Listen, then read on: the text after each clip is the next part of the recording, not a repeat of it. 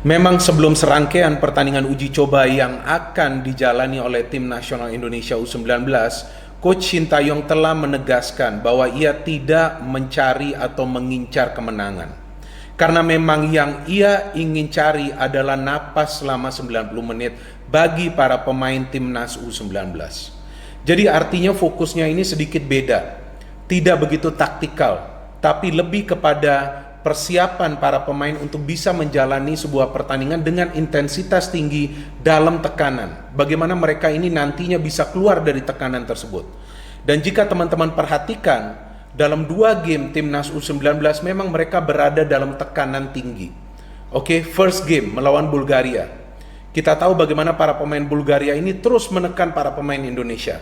Dan memang strateginya, saya berkata strategi, belum taktikal, oke? Karena taktikal itu kita nanti lihat bagaimana cara para pemain Indonesia ini melakukan transisi dari bertahan ke menyerang, bagaimana mereka ini juga memanfaatkan beberapa pemain yang memiliki teknik tinggi untuk bisa melakukan terobosan ke pertahanan tim lawan, atau juga pada saat mereka coba bertahan dengan juga mengandalkan kedua fullback untuk menyerang dan juga maju.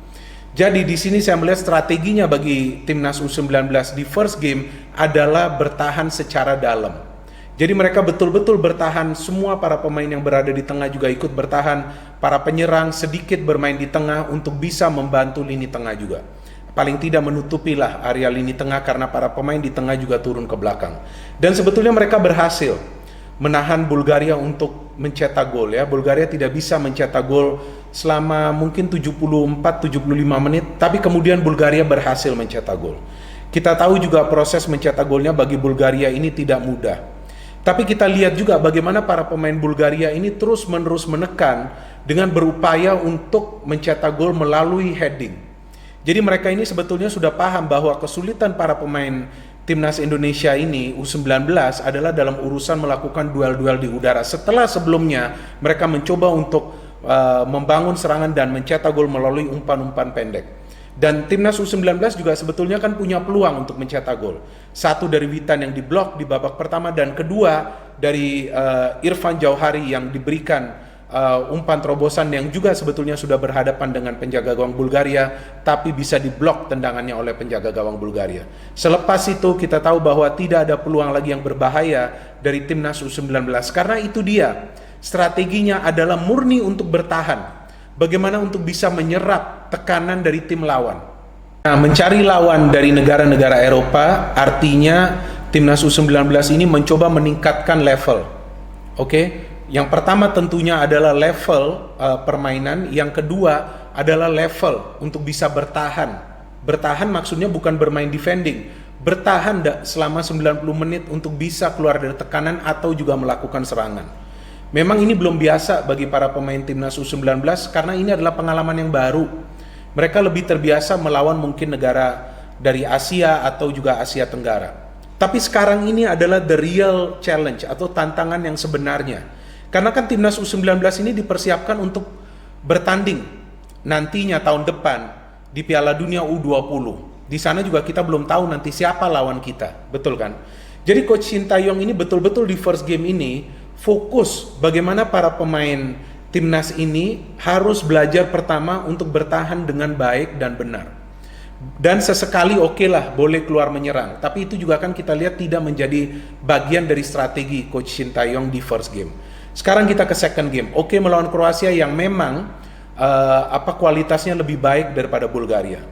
Dan kita lihat melawan Kroasia juga para pemain timnas Indonesia sebenarnya juga bertahan, timnas U19. Tapi tidak bertahan total seperti di first game melawan Bulgaria. Jadi ini perbedaannya loh. Kalau kita menyimpulkan bahwa timnas U19 ini kalah telak karena keluar menyerang, ya tidak juga. Karena coba teman-teman perhatikan, gol-gol yang dicetak oleh para pemain Kroasia itu bukan dari proses counter. Memang ada satu dari proses individual atau solo run dari pemain Kroasia. Tapi kan sisanya ini adalah pada saat mereka membangun serangan dari belakang atau dari tengah. Pada saat juga kita melihat begitu banyak para pemain Indonesia di dalam kotak penalti pertahanan mereka sendiri. Tapi para pemain Kroasia tampak begitu mudah untuk bisa mencetak gol. Seolah-olah mereka diberikan ruang tersebut untuk bisa mencetak gol, tapi kan tidak. Ya, memang para pemain Timnas U19 juga berupaya untuk mencegah agar para pemain Kroasia ini tidak bisa melakukan syuting dari luar kotak penalti, dan itu berhasil. Maka itu mereka coba masukkan ke dalam kotak penalti. Tapi apa yang terjadi di dalam kotak penalti? Saya terus terang tidak melihat ada challenge yang dilakukan oleh para pemain Timnas U19 untuk mencegah para pemain Kroasia ini mencetak gol. Mereka bisa menyundul bola secara tenang, tidak ada halangan sama sekali. Ketika ada hadangan yang coba dilakukan oleh Supriyadi, kita lihat maka ada penalti yang diberikan kepada Kroasia dan kartu kuning kedua bagi Supriyadi. Jadi saya melihat bahwa ada juga nih fokus dari Coach Sintayong selain dari peningkatan fisik ya atau stamina, karena memang kan selama ini menu latihan ini lebih fokus kepada peningkatan level stamina atau fisik para pemain. Selain itu juga saya melihat Coach Sintayong ini, mungkin saya juga salah ya, tapi ini kan pengamatan saya. Saya melihat sepertinya nih ia ingin juga Timnas U19 ini para pemainnya juga belajar bertahan yang benar dan baik. Ya silakan aja mungkin nanti melakukan challenge, tapi challenge juga yang perlu dilakukan adalah lebih taktikal untuk tidak menghasilkan tendangan bebas, apalagi kartu kuning bagi para pemain. Jadi di dua game ini saya lebih melihat Timnas U19 ini cenderung bertahan, apalagi di first game itu sih sudah betul-betul bertahan. Jadi cara bertahan yang benar ini juga sangat penting teman-teman. Karena selama ini kan yang kita melihat Timnas kita di level kelompok umur lainnya juga akan sama. Dari cara menyerangnya enak saja kita melihat bisa mereka menyerang, bisa mereka menciptakan peluang. Tapi kadang-kala kan konsentrasi di belakang ini yang membuat mereka kemasukan gol. Saya mungkin sudah siaran lebih dari 100 kali pertandingan tim nasional.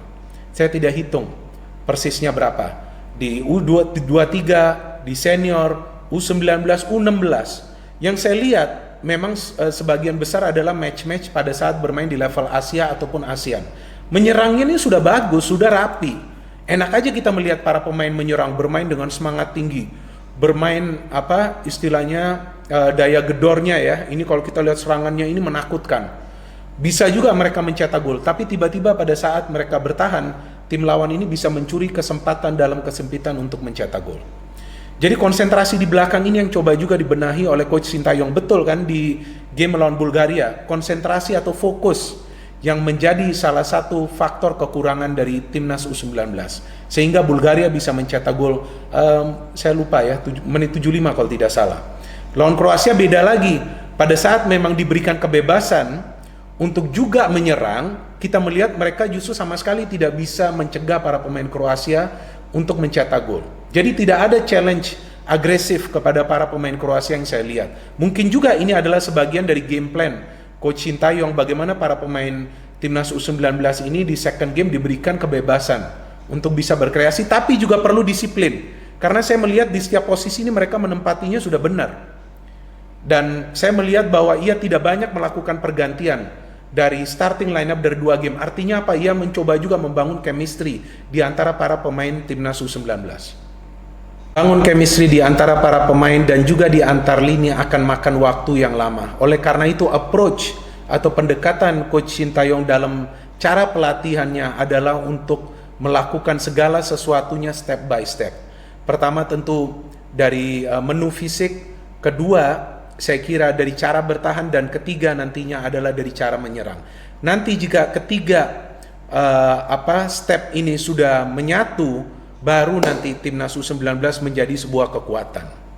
Jadi memang jika teman-teman mungkin merasa kecewa atau mungkin terus-menerus bosan mendengar kata-kata proses, ya memang ini semua adalah bagian proses untuk bisa membangun sebuah kekuatan bagi Timnas U19. Dan salah satu proses yang coba untuk dilakukan oleh Coach Sintayong adalah dalam pembentukan mental para pemain Timnas U19. Dengan mental yang kuat, baru mereka akan berani melakukan challenge tanpa perlu khawatir. Ya, karena jika mereka terlalu khawatir, maka itulah saya katakan tadi, bahwa khawatir akan ada kartu kuning bagi dirinya atau tendangan bebas bagi tim lawan. Tapi saat mental sudah kuat, challenge-challenge tersebut akan sering dilakukan oleh para pemain Timnas U19. Pergerakan-pergerakan individual juga akan mulai mereka lakukan, tentu dengan tactical approach. Proses ini juga bisa saja bertahun-tahun. tidak akan instan. Instan itu berarti hanya dalam waktu bulanan. Sama saja seperti brewok saya ini kan. Saya brewok begini bukan karena saya berjemur di bawah sinar matahari. Dan saya tidak bercanda ini. Ya kan? Karena kan pada saat saya remaja saya tidak brewok begini. Jadi ini semua adalah akibat proses dari perubahan. Nah, sama juga pada saat kita ingin melihat proses perubahan di Timnas U19, segala hal yang mendasar ini coba dibenahi oleh Coach Sintayong. Jadi kita juga perlu bersabar. Kita harus optimis dan kita harus percaya bahwa Coach Sintayong memberikan 100% bagi perkembangan Timnas U19 dan juga nanti Timnas Senior pada saat nanti ia sudah mulai fokus juga untuk menangani Timnas Senior. Oke, di sini saja saya akhiri video saya. Semangat terus teman-teman. No hate, only football. Salam sepak bola.